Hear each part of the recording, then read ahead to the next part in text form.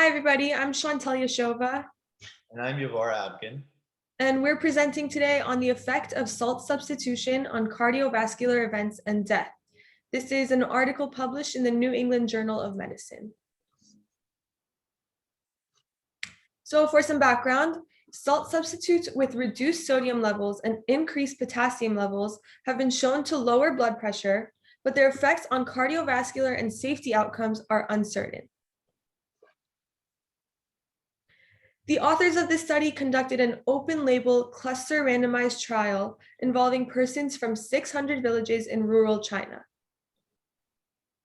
So the participants had a history of stroke or were 60 years of age or older and had high blood pressure.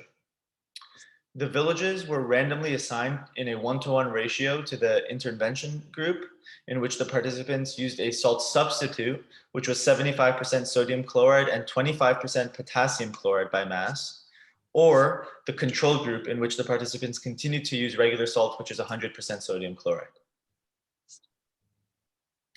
The primary outcome was stroke. The secondary outcomes were major adverse cardiovascular events and death from any cause, and the safety outcome was clinical hyperkalemia.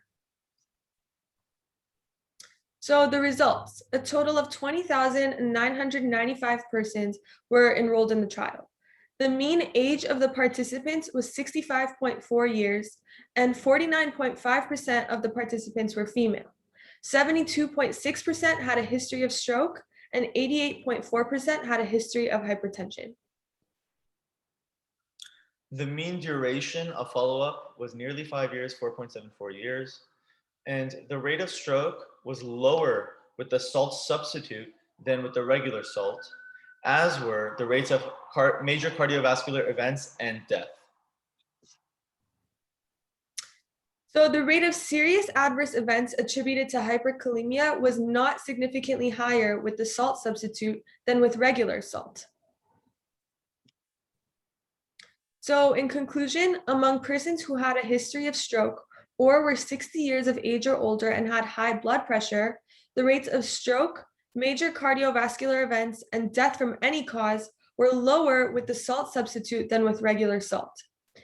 So that concludes our presentation today, but this research clearly shows that a simple replacement with a salt substitute rather than salt can decrease the risk of all these negative events such as death or stroke that are so prevalent in America right now.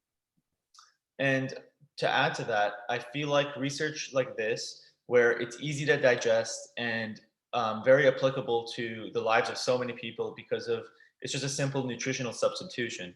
And I wanted to know if you think that, for example, cultures like our own, where a lot of the food we consume is very high in sodium, and a lot of the people of our community definitely do experience chronic hypertension and other complications that come with not a very good diet.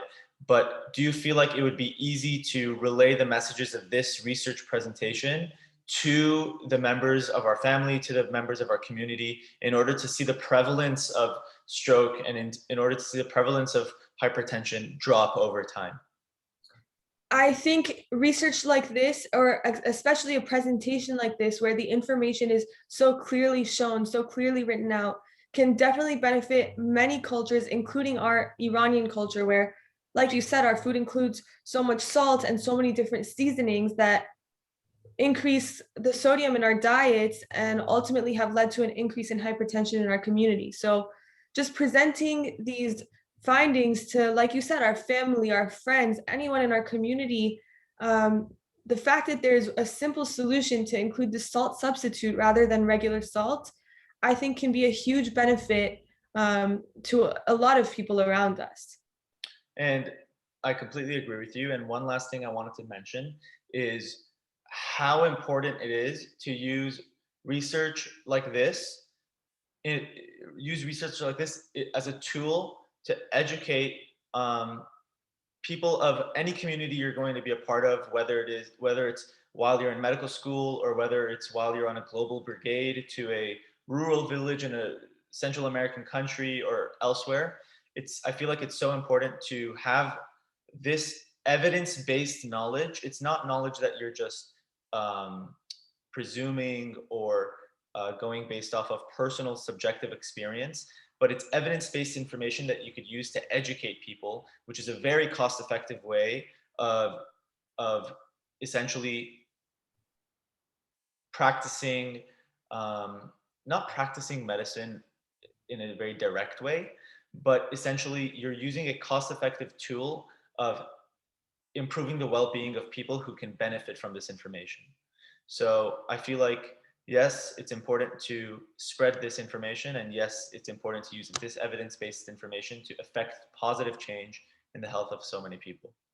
And another important thing about this study in particular is that there were almost 21,000 participants in this study. So this is not a small, subjective study. It is a comprehensive with 5-year follow-up study that really has shown some proof of results. And it can definitely be extrapolated to American cultures or anywhere else in the world for that matter, just by conducting a similar study in those countries to see if the results carry over. I completely agree. All right, that concludes our presentation. Thank you for your attention. Thank you, Thank you Chantal. so much. All right, we'll see you next time.